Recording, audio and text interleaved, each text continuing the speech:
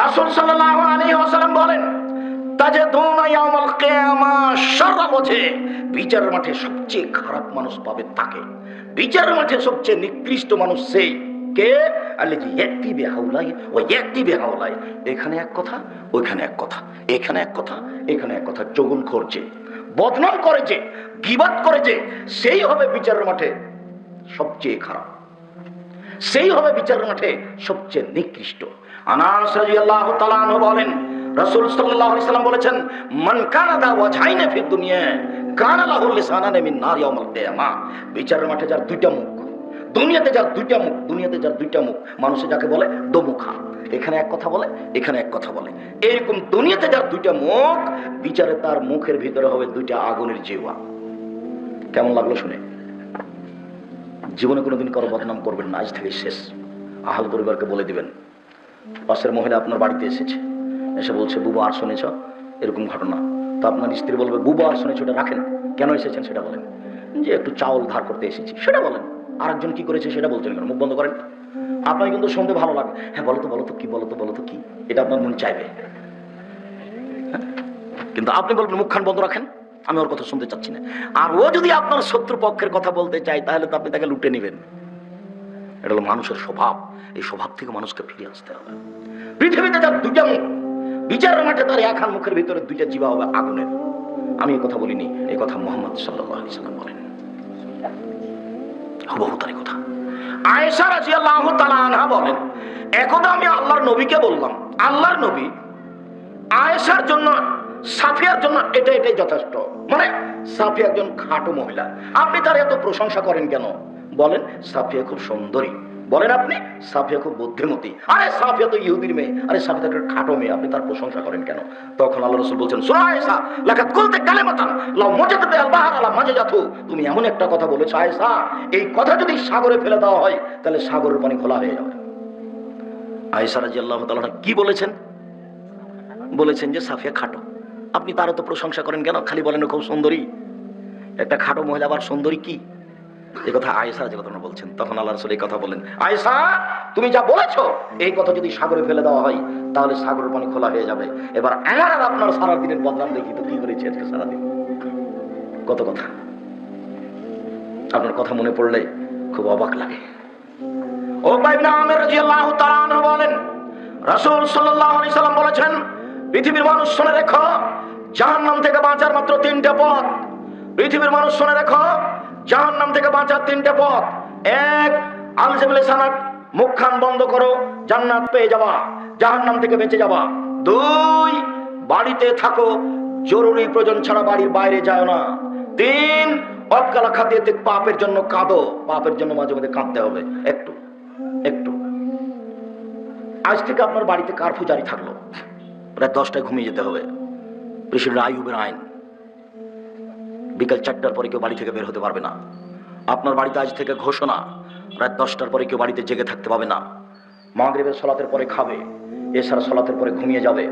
10টায় ঘুমিয়ে গেছে তাহলে রাত 3টায় উঠতে পারবে, তাহলে মোট কয় ঘন্টা হলো? 5 ঘন্টা হলো। আপনি এখন উঠেন, আকাশের দিকে লক্ষ্য করে আপনি আয়াত পড়েন সূরা আল ইমরানের শেষ রুকুর প্রথম 5 আয়াত। যদি মুখস্থ না থাকে তাহলে আপনি বলেন, লা ইলাহা ইল্লাল্লাহু ওয়াহদাহু লা শারীকা লাহু লাহুল মুলকু ওয়া লাহুল হামদু ওয়া হুয়া আলা কুল্লি শাইইন কাদির ওয়া সুবহানাল্লাহি ওয়া আলহামদুলিল্লাহি ওয়া লা ইলাহা ইল্লাল্লাহু আল্লাহু আকবার ওয়া লা হাওলা ওয়া লা কুওয়াতা ইল্লা বিল্লাহ রব্বিগফিরলি। অতীতে সব পাপ ক্ষমা। সুন্দর করে ওযু করেন, 2 রাকাত সালাত আদায় করেন। এখন কি চাচ্ছেন? ছেলে, মেয়ে, জমি জায়গা, ব্যবসা বাণিজ্য, মাছের চাষ, কোনো কিছু? এবার একটু বলেন, হাত তুলে বলবেন। হাত স্বাভাবিক চাওয়া হলো এটা, আল্লাহ দাও। হাত মিলাতে হবে, আল্লাহ নবী কিছু বলেননি। ফাঁকা রাখতে হবে, আল্লাহ নবী কিছু বলেননি। এখনই দাও, তাহলে এরকম করতে হবে। মিলাতে হবে কি? আল্লাহ রাসূল কিছু বলেননি। ফাঁকা রাখবে কি? রাসূল সাল্লাল্লাহু আলাইহি ওয়াসাল্লাম কিছু বলেননি। বলেছেন যে এখনই দাও, মানে এভাবে উঠাতে হবে, হাত লম্বা করে দিতে হবে। প্রথমে ইসমে আজম পড়তে হবে। ইসমে আজম মানে আল্লাহুম্মা ইন্নী আসআলুকা বিআন্নাকা আনতাল্লাহ লা ইলাহা ইল্লা আনতা আল-আহাদুস সামাদুল্লাযী লাম ইয়ালিদ ওয়া লাম ইউলাদ ওয়া লাম ইয়াকুল লাহু কুফুয়ান আহাদ। এটা হলো ইসমে আজম। আল্লাহ নবী বলেছেন এই দিয়ে দোয়া করলে কবুল হয়ে যায়, এই দিয়ে যা চায় তা দিয়ে দেওয়া হয়। তারপরে দুরূদ। কেন? রাসূল সাল্লাল্লাহু আলাইহি ওয়াসাল্লাম বলছেন দোয়া ঝুলন্ত আছে মাঝে, আকাশ জমিনের মাঝে। কি লাগবে উপরে উঠাতে হলে? দুরূদ লাগবে। দুরূদে ইব্রাহিম এমনি দুরূদ নয়, ইসমে আজম, তারপরে দুরুদে ইব্রাহিম, তারপরে আপনি বলেন যে মাছের ব্যবসা বড় করে দাও। কি বলতে চান এখন বলেন। এভাবে যদি বলেন এখনই কবুল হবে। আমি এ কথা বলিনি, এ কথা মুহাম্মদ সাল্লাল্লাহু আলাইহি ওয়াসাল্লাম বলেন। রাতে উঠে আপনি এভাবে বলেন, বলতে শিখেন। মোবাইল বন্ধ করেছেন রাত 3টায়, বড় মোবাইল আছে, বড় মোবাইলের অপর নাম জেনা। কেন? সবসময় তাতে ল্যাংটা মেয়ে নাচে। মোবাইলের অপর নাম হলো জাদু। পেশাব পায়খানা তো মোবাইল নিয়ে যায়। মোবাইল তাকে জাদু করেছে। মোবাইলের মধ্যে সবসময় ল্যাংটা মেয়ে নাচছে। দেখো, রং মাখানো পতিতালয়ের মেয়েকে দেখে চক্ষু ঠান্ডা করে, কলিজা ঠান্ডা করে জান্নাতের মেয়ে ভোগ করার আশা করো না। জান্নাতের মেয়ে ভোগ করা খুব টাফ ব্যাপার। আল্লাহ বলছেন লাম ইয়াতমাসহুন্না ইনসুন ক্বাবলাহুম ওয়ালা জান। আল্লাহ চ্যালেঞ্জ দিয়ে বলছেন জান্নাতের মেয়েদেরকে কোনোদিন মানুষ স্পর্শ করেনি, কোনোদিন জিন স্পর্শ করেনি। ওরা এত সুন্দরী, ওরা এত সুন্দরী, ওরা এত সুন্দরী, ওদেরকে দেখে মনে হবে ঝিনুকের মধ্যে লুকানো মুক্তা। এই কথা আল্লাহ বলছেন। আপনি সহজেই তাকে ভোগ করতে চান? অত সহজ।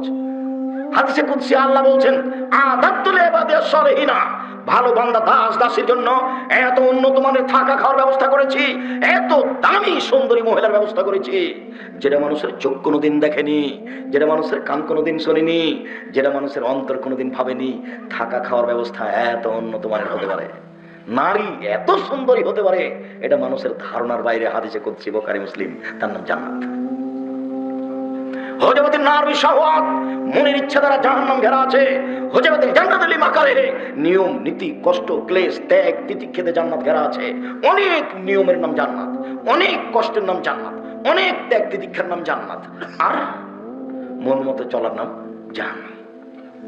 টাকনুর নিচে প্যান্ট পরে যে মন মতো চলে সে, টাকনু দাড়ি চাঁচে যে মন মতো চলে সে, দোকানে বসে আড্ডা পিটে যে মন মতো চলে সে, বড় মোবাইলে ল্যাংটা মেয়ে দেখে যে যাই, তা আল্লাহ তার উটের পেটের ভিতরে তাকে কি করে ছেড়ে দেবেন? অপমান করে ছেড়ে দেবেন।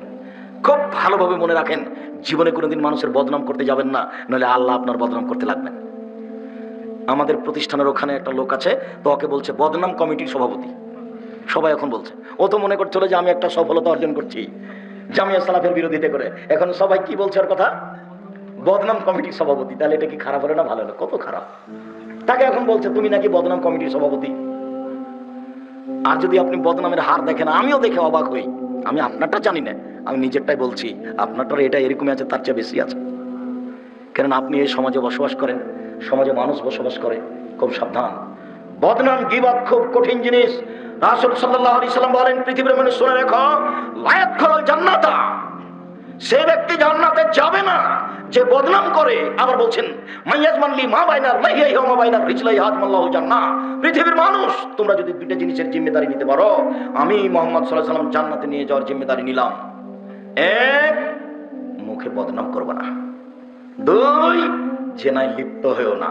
কিভাবে জান্নাতে নিয়ে যেতে হয় সেটা আমি দেখে নেব। বুখারী মুসলিম। সুবহানাল্লাহ। দুইটা। রাসূল সাল্লাল্লাহু আলাইহি সাল্লাম বলছেন, সঙ্গে সাথে বলতে পারো মানুষকে পিছন দিক থেকে ধাক্কা মেরে জাহান্নামে নিক্ষেপ করে কি? সঙ্গে সাথে বলতে পারো মানুষকে পিছন দিক থেকে জাহান্নামে ধাক্কা মেরে নিক্ষেপ করে কি? সঙ্গে সাথে বলতে পারো মানুষকে ধাক্কা দিয়ে জাহান্নামে নিক্ষেপ করে কি? এই কথা বলতে বলতেই ফাঁকা জালেসানা জিভাটা ধরে নিয়েছেন। জিভা মানুষকে পিছন দিক থেকে ধাক্কা মেরে জাহান্নামে নিক্ষেপ করে। আল্লাহ রাসূল এভাবে বাস্তব দেখাচ্ছেন। জিভাটা ধরে নিয়ে, নিজের জিভা ধরে নিয়ে বলছেন, এই জিভা মানুষকে পিছন দিক থেকে ধাক্কা মেরে জাহান্নামে নিক্ষেপ করে। সারাদিনে কত বদনাম করেছেন, অত খেয়ালই করেননি। যার জন্য আপনাকে আমি বলেছি 4টা জরুরি কাজ। 1, 5 ওয়াক্ত সালাত। 2, হালাল রুজি। 3, কোরআন তেলাওয়াত। 4, দুইজন যেখানে বসে আছে সেখানে বসবেন না, বসাই নিষেধ। দুইজনের একজনের সাথে আমার একটু কথা আছে। আহমদ, তোমার সাথে একটু কথা ছিল যে, বলো। একটু এদিকে উঠে আসো না। এই আব্বা বলছিল তুমি কালকে আমাদের সাথে দেখা করবে কিনা, আব্বার সাথে এটুকু বলতে এসেছি। আচ্ছা, আমি চেষ্টা করবো। আচ্ছা ঠিক আছে, আসসালামু আলাইকুম। দোকানে জিনিস কিনতে গেছেন, সবাই বসে আছে সামনে, ল্যাংটা মেয়ে নাচছে।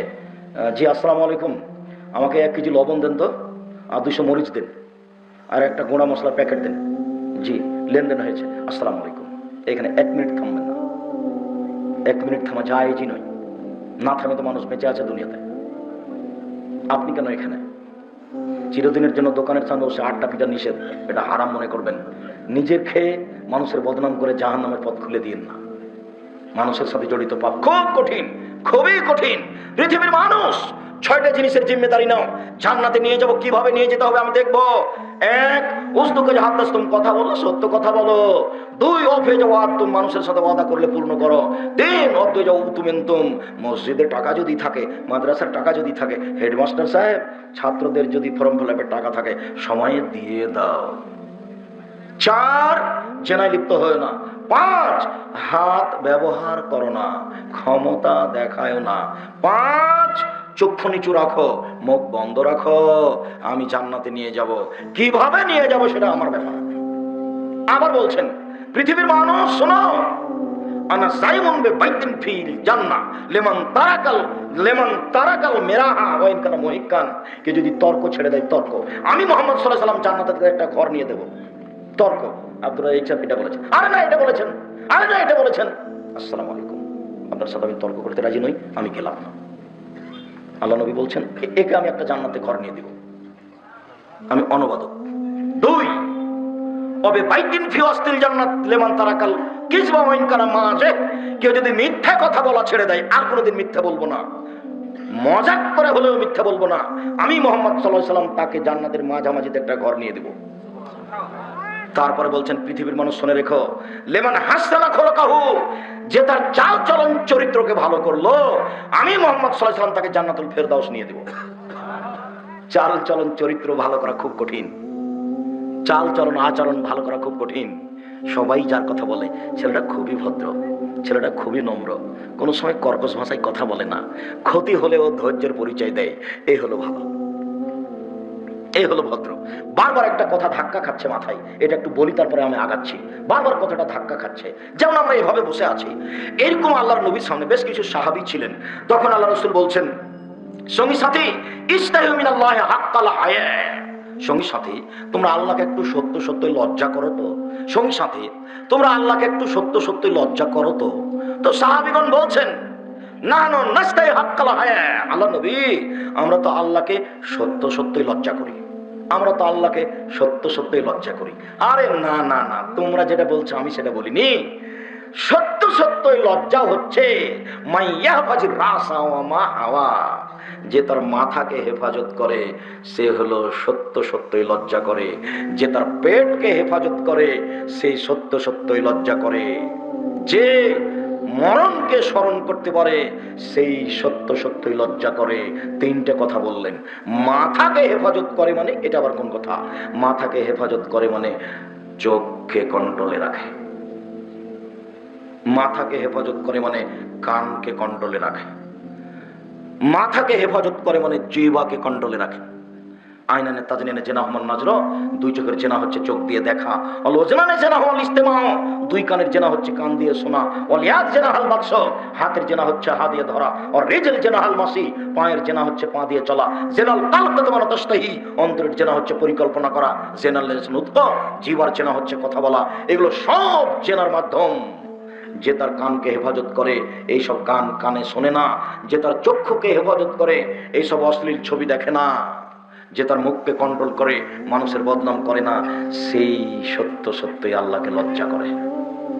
সত্য সত্যই আল্লাহকে লজ্জা করা তার মানে মুখে আর কোনোদিন এরকম কথা হবে না। আবু হুরায়রা রাদিয়াল্লাহু তাআলা আনহু বলেন, শুইলা রাসূলুল্লাহ সাল্লাল্লাহু আলাইহি সাল্লাম আকসারে মাইত খেলুন নারা। আল্লাহ রাসূলকে একদিন জিজ্ঞাসা করা হলো, আল্লাহ রাসূল বলেন তো কি জিনিস মানুষকে বেশি বেশি জাহান্নামে দেয়? আল্লাহ রাসূল একটু বলেন তো কি জিনিস মানুষকে বেশি বেশি জাহান্নামে দেয়? এই কথা বলতে বলতেই আল্লাহ রাসূল নিজেই বলছেন, আল ফাজ আল ফাম, মুখ আর লজ্জা স্থান, মুখ আর লজ্জা স্থান, মুখ আর লজ্জা স্থান মানুষকে বেশি বেশি জাহান্নামে দেয়। একদিন আল্লাহ রাসূল বলছেন, কাইফা বিকুম বিজামানিন, তোমাদের কি হবে যুগের কি হবে, তোমাদের কি হবে যুগের কি হবে, তোমাদের কি হবে যুগের কি হবে। এই যে উকিতুম বিহুসালাতি মিনান নাস, যখন মানুষ হবে আগাছা, যখন সবাই হবে খারাপ, তখন তোমাদের কি হবে যুগের কি হবে। মানে যাতে উহুদ, যেদিন অদা অঙ্গীকার থাকবে না, অখতালাফু, মানুষ পরস্পর পরস্পরের কথা মানবে না, খালি বিরোধিতা করবে। দেখাচ্ছেন এভাবে, দেখো দেখো দেখো বিরোধিতা এভাবে হয়ে যাবে, একজন আরেকজনের সাথে বিরোধিতা করবে এভাবে।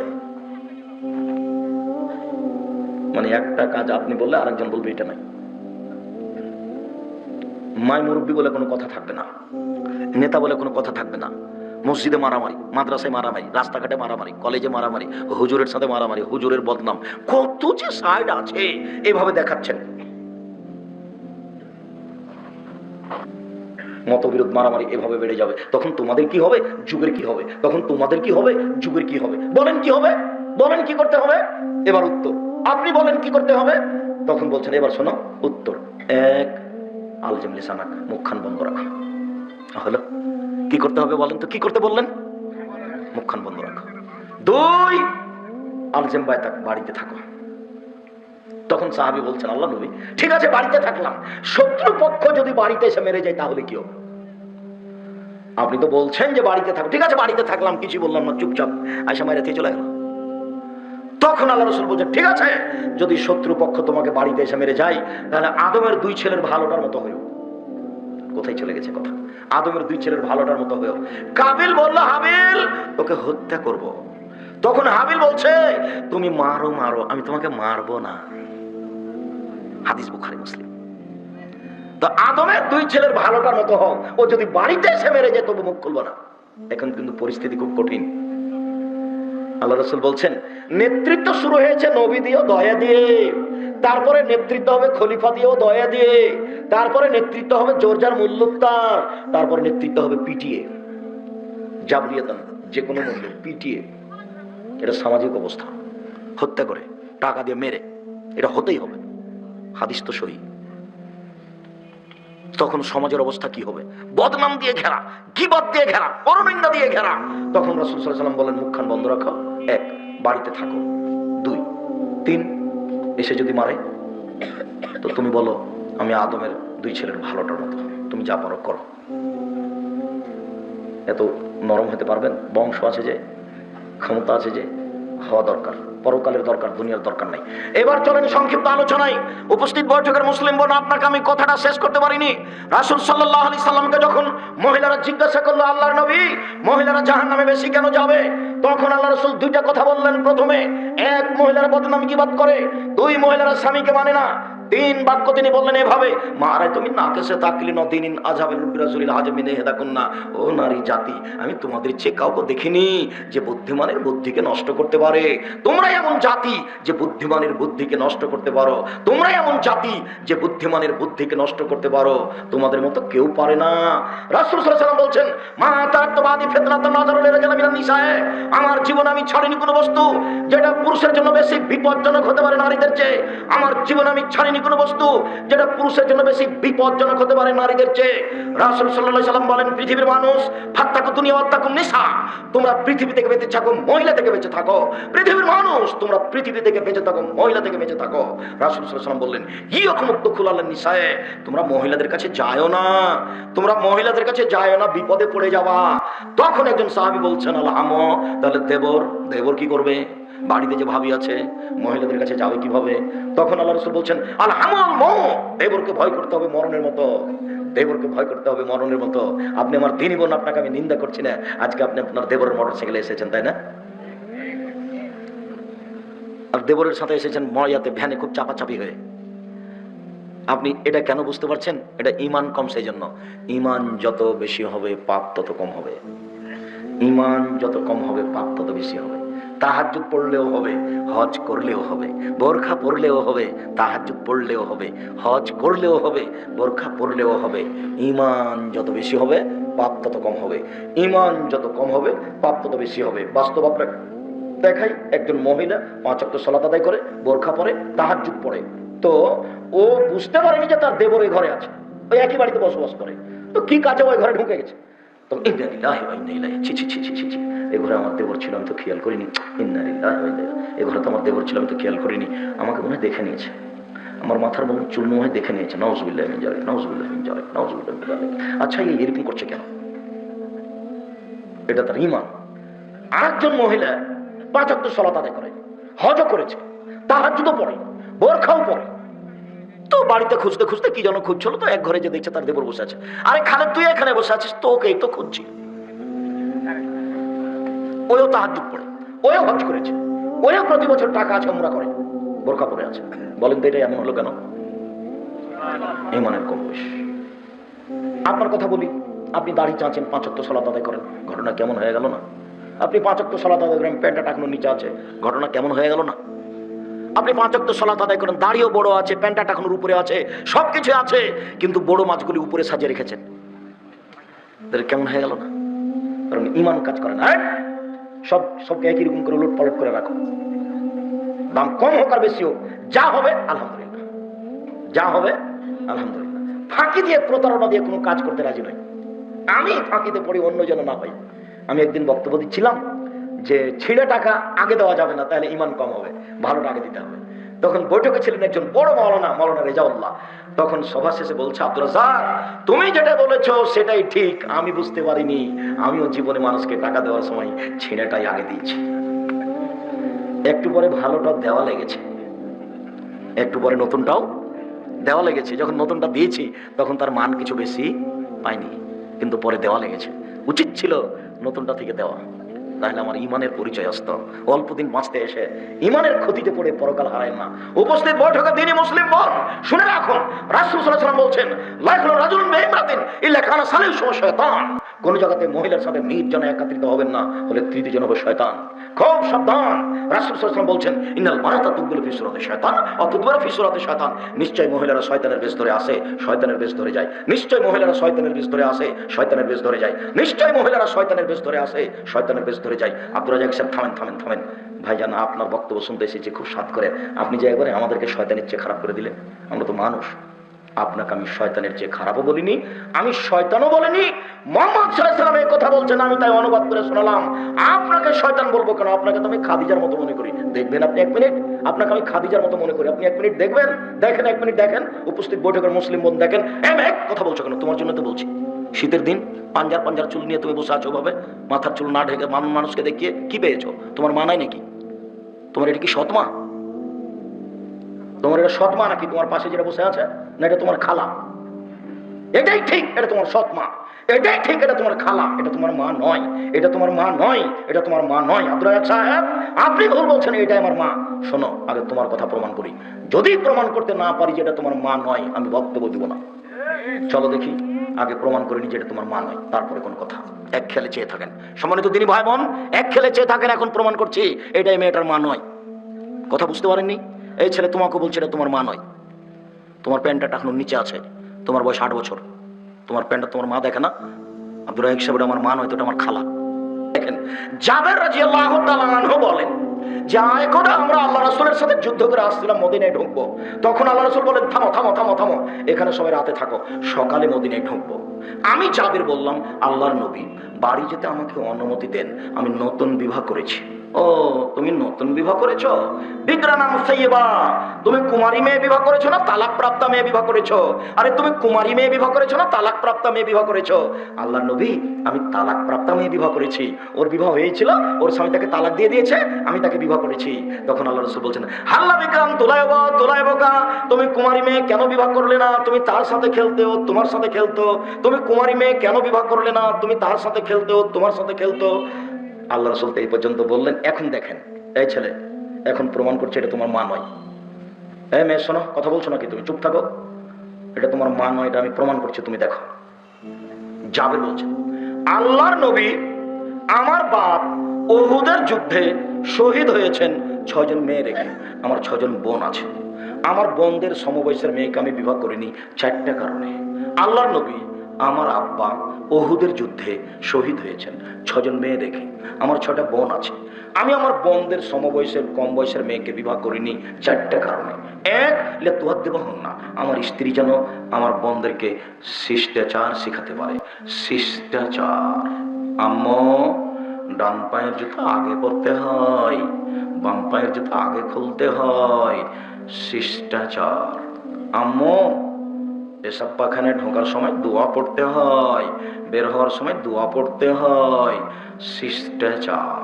আম্মু, ডান হাতে গিলাস ধরে পানি পান করতে হয়। শিষ্টাচার। আম্মু, সালাম দিয়ে বাড়িতে ঢুকতে হয়। শিষ্টাচার। আম্মু, রাস্তার এক পাশ দিয়ে হাঁটতে হয়। শিষ্টাচার। আম্মু, মোবাইলে রিং হলে আসসালামু আলাইকুম বলতে হয়, হ্যালো বলতে হয় না। হ্যালো বলে কুকুরকে ডাকে। শিষ্টাচার। শিষ্টাচার। আমি আমার বোনদের বয়সের মেয়েকে বিবাহ করিনি 4টা কারণে। এক, বয়স্ক মেয়েকে বিবাহ করেছি, বয়সের মেয়েকে বিবাহ করেছি, যাতে করে আমার বোনদেরকে কি করে দিতে পারে? শিষ্টাচার শিখাতে পারে। বলো তো, এই ছেলে তুমি বলো তো, তোমার বোন ক্লাস 10-এ পড়ে, এখন মাথার খোলা আছে, বড় বড় পাঞ্জার পাঞ্জার চুল, বলো এটা কোন শিষ্টাচার? বলো যে আমার মা আছে, বলো দেখি, এবার বলো দেখি যে আমার মা আছে। এই মেয়ে, বলো দেখি আমার মা আছে, বলো দেখি, বলো। ধর্ম পাগল হয়ে গেছে। হাদিস বুখারী মুসলিম, এটা তোমার মা নয়, আমি বলছি এটা তোমার খালা। তোমার মা হলে এটা কবর দিল কেন তোমাদেরকে? তোমার মা এ কথাই ঠিক, তোমার মা তোমাদের পরিবারকে কবর দিয়েছে, তোমার মা তোমাদের পরিবারকে ধ্বংস করেছে, তোমার মা তোমাকে, তোমার ভাইকে, তোমার বাপকে জাহান্নামে ঠেলে দিয়ে নিজেও গেছে। দুই, বলে তু আল্লি মোহন্না, আমার স্ত্রী যেন আমার বোনদেরকে শিখাতে পারে, বিদ্যা শিখাতে পারে। আম্মু, সূরা ইখলাস 3 বার পড়লে একবার কোরআন মাজিদ পড়ার সমান নেকি হয়। আম্মু, রাতে সূরা মুলক পড়লে কবরের শাস্তি হয় না। আম্মু, রাতে যদি ভয় পাও তাহলে সূরা বাকারার শেষ 2 আয়াত পড়িও, কোনো সমস্যা হবে না। আম্মু, তোমার বাচ্চা যদি রাতে কাঁদে তাহলে ফালাকার নাস পড়ে ফোঁক দিবে, ফালাকার নাস পড়ে ফোঁক দিবে, দিবা দিবা দিবা দিবা 10-15 মিনিট, 20 মিনিট, আধ ঘন্টা, তারপরে দেখবা বাচ্চা চুপে গেছে। বিদ্যে, আমার স্ত্রী যেন আমার বোনদেরকে বিদ্যা শিখাতে পারে, সেই জন্য আমি বয়সের মেয়ে বিবাহ করেছি, আমার বোনদের মেয়ে বয়সের মেয়ে বিবাহ করিনি। 3, তোরা চলা হন না, আমার বোনদের মাথার চুল যেন চিরুনি করে দিতে পারে। এই ছেলে, তোমার ছোট ভাই তোমার পাশে আছে নাকি? দাঁতটা দেখো তো দেখি, তোমার ছোট ভাইয়ের দাঁত দেখো তো দেখি কেমন হয়ে আছে। তোমার মা আছে বলে তোমার ছোট ভাইকে দাঁড়া করা তো দেখি, প্যান্টটা কত দূর আছে। আমি বলছি এটা তোমার মা নয়, তুমি বিশ্বাস করতে পারো না? তোমার মা বুঝতে পারেনি মা কাকে বলে। বাপে বিবাহ দিয়েছে, স্বামীর কাছে গেছে, বাচ্চা হয়ে গেছে, তার মানে মা। আসলে মা কাকে বলে তা তো জানা নাই, কষ্ট পাবেন আপনি। আপনি যে দাদা, দাদা কাকে বলে সেটাই আপনি জানেন না। আপনি যে একজন মহিলা মানুষ, দাদি নানি কাকে বলে আপনার জানা নাই। দাদা মানে পুতনিকে নাতনিকে আদর করছে, বিবাহ বসবি, তুই বিবাহ বসবি, আমাকে ভালো লাগে, নানিমুনি কেমন আছিস তুই, সুন্দরী হয়েছিস তুই, এটা হলো আদর। নানিমুনি নাতনিকে কোলে নিয়ে মাথায় হাত দিয়ে বলতে হবে আইজুকুমুল্লাহ বিকালিমাতিল্লাহি তাম্মা মিন কুল্লি শাইতানিন ওয়া হাম্মা ওয়া মিন কুল্লি আইনিন লাম্মা। নানিমুনি, দাদিমুনি, তোমার জন্য আমি আল্লাহর কাছে আশ্রয় চাই। আল্লাহর পূর্ণ কালেমা দিয়ে আমি আশ্রয় চাচ্ছি শয়তানের ক্ষতি হতে, বিষাক্ত প্রাণীর ক্ষতি হতে, আর বদনজর হতে। বদনজর খুব খারাপ জিনিস। আপনার কোলে বাচ্চাটা আছে, আর একজনের বদনজর লেগে গেছে, খালি বাড়িতে নিয়ে যান, তোলে একবারে বমন করে পেশাব পায়খানা করে এখনই মরবে, এর নাম বদনজর। দাদিও জানে না কি বলতে হয়, দাদাও জানে না কি বলতে হয়, আজ থেকে শিখে নেন। আইজুকুমা বিকালিমাতিল্লাহি তাম্মা মিন কুল্লি শাইতানিন ওয়া হাম্মা ওয়া মিন কুল্লি আইনিন লাম্মা। নাতনি নাই, আরে ভাইয়ের তো আছে, ওটা কোলে নেবেন, বলবেন। ওইভাবে আদর করা আজ থেকে বন্ধ, যেভাবে আজ থেকে আদর করেছেন ওটা বন্ধ। ওইটা নাতনি হলো মেয়ে, ছেলের মেয়েও মেয়ে, মেয়ের মেয়েও মেয়ে, নিচে যত যাবে সবই মেয়ে। এটা আম্মু, এটা মা। ওকে নিয়ে মাথায় হাতে দোয়া পড়তে হবে। জীবনে কোনোদিন আপনারও মুখস্থ নেই, আপনার স্ত্রীরও মুখস্থ নেই, তাহলে ওইটা আপনার হয়েছে, আপনার বাপ মা বিবাহ দিয়েছে, সংসারে গেছেন, তাই বাচ্চা হয়ে গেছে। সবই এরকমই গড়ানে চলছে, একজন আরেকজনের দাঁত তুলে নিল। নাউজুবিল্লাহ মিন যালিক। আল্লাহ তুমি পথ সহজ করো। 4, তাকুমা আলাইহিন্না, আমার স্ত্রী যেন আমার বোনদের উপরে পাহারা দিতে পারে। মা মানে পাহারাদার। 1, শিষ্টাচার। 2, বিদ্যা। 3, চিরুনি। 4, পাহারাদার। আপনার স্ত্রী আপনার ছেলে মেয়ের জন্য পাহারাদার। কি পাহারা দেয়, কি করে? পাহারাদার কাকে বলে? চোখের আড়ে হবে না। আরে পাহারাদার মুখারায় বাড়ি, চলে গেছে লন্ডনে জিকির করতে, বেটি ঢাকা বিশ্ববিদ্যালয়ে পড়ে, বন্ধুর জিকির করে। পাহারাদার। বাপ মা হলো কি? পাহারাদার। বেটি আছে কোথায়? ঢাকা বিশ্ববিদ্যালয়ে। বাপ গেছে কোথায়? লন্ডনে। 3 চিল্লে পাহারাদার। ধর্ম পাগল হয়ে গেছে। धर्म राजशाही चापाईनबाबगंज हवाई लड्डू, दोनों हाथ में लड्डू है, जो चाहे उसको खा ले, जो चाहे उसको छोड़ दे। ভুল হিসাব। বাপ মা পাহারাদার ছেলে মেয়ের জন্য জরুরি, জরুরি। আপনি বাধ্য সব সময় তাকিয়ে থাকতে হবে ছেলে মেয়ের উপরে। আম্মু বড় মোবাইল কেন হাতে? দাঁত খুলে দেবে একবারে, যাও রেখে আসো সবসময়, তাহলে পরিবার ঠিক থাকবে, তাছাড়া ঠিক থাকবে না। সম্মানিত দিনী বোন, সম্মানিত দিনী ভাই, আপনাকে সতর্ক করে সাবধান করে বলতে চাচ্ছি যে আলোচনার শেষে এসে যে বিষয়ে ছিলাম জরুরি কথা, রাসূল সাল্লাল্লাহু আলাইহি ওয়াসাল্লাম বলছেন আল মুসলিম আখুল মুসলিম, একজন মুসলমান আর একজনের মুসলমান ভাই ভাই। হারামুন দামুহু মালুহু ইরজুহু, তার রক্ত হারাম, তার সম্পদ হারাম, তার মান মর্যাদা হারাম। তার রক্ত দামি, তার সম্পদ দামি, তার মান মর্যাদা দামি। কাবা ঘরের মতো, কাবা ঘর যেমন দামি, আমার মান সম্মান আপনার কাছে তেমনি দামি। আপনি আমার বদনাম করবেন কিভাবে? কাবা ঘর যেমন দামি, হজের মাস যেমন দামি, হজটা যেমন দামি, তেমনি আমার মান সম্মান আপনার কাছে দামি, কাবা ঘরের মতো। কথা কি বুঝাতে পেরেছি? হাদিস বুখারী মুসলিম। এবার যদি কারো বদনাম করে থাকেন, গীবত করে থাকেন, তাহলে শেষ কথা, মান কাতালাহু মাজলামাতান লিআখিহি মিন ইরজিহি আও শাইইন, যে কোনো মানুষের মান সম্মানের ব্যাপারে যদি কিছু ঘটে থাকে, কারো বদনাম করেছেন, কারো গীবত করেছেন, কারো জমি দখল করে নিয়েছেন, ফালইয়াতাহাল্লালহু মিনহু আল-ইয়াওমা, আজকেই ক্ষমা নিতে হবে। আল্লাহ রাসূল বলেছেন আজকেই, 24 ঘন্টার মধ্যে ক্ষমা নিতে হবে, আজকেই। সেই দিন আসার পূর্বে, যেদিন টাকাও থাকবে না, পয়সাও থাকবে না। ইন কানা লাহু আমালুন সালিহ, যার বদনাম করেছেন আপনার যদি সৎ আমল থাকে, তো ও খেজা মিন কাদরে মাজলামাতিহি, যেটুকু বদনাম করেছেন সেটুকু অনুপাতে নেকি দিয়ে দেওয়া হবে। যদি নেকি না থাকে, তাহলে ওর যে পাপ আছে সে পাপ আপনার উপরে চাপিয়ে দেওয়া হবে, আপনি যাবেন জাহান্নামে, ওই যাবে জান্নাতে। এ হলো বিচার। বদনাম হচ্ছে মানুষের সাথে জড়িত পাপ, বদনাম গীবত মানুষের সাথে জড়িত পাপ। যদি দুনিয়ায় ক্ষমা নিতে না পারেন, তাহলে বিচারের মাঠে নেকি দিয়ে বুঝিয়ে দিতে হবে ফলাফল জাহান্নাম। সম্মানিত দিনী ভাই বোন, আব্দুর রাজ্জাক সাহেব, থামেন থামেন থামেন থামেন। যারা মরে গেছে তাদের কি করতে হবে?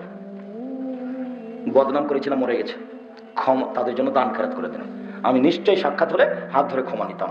যেহেতু মারা গেছে, কিছু করতে পারছি না, এই যে 5,000 টাকা তার নামে দান করে দিলাম, আল্লাহ তুমি আমাকে এটা মাফ করো, এই পথে আসেন, হতে পারে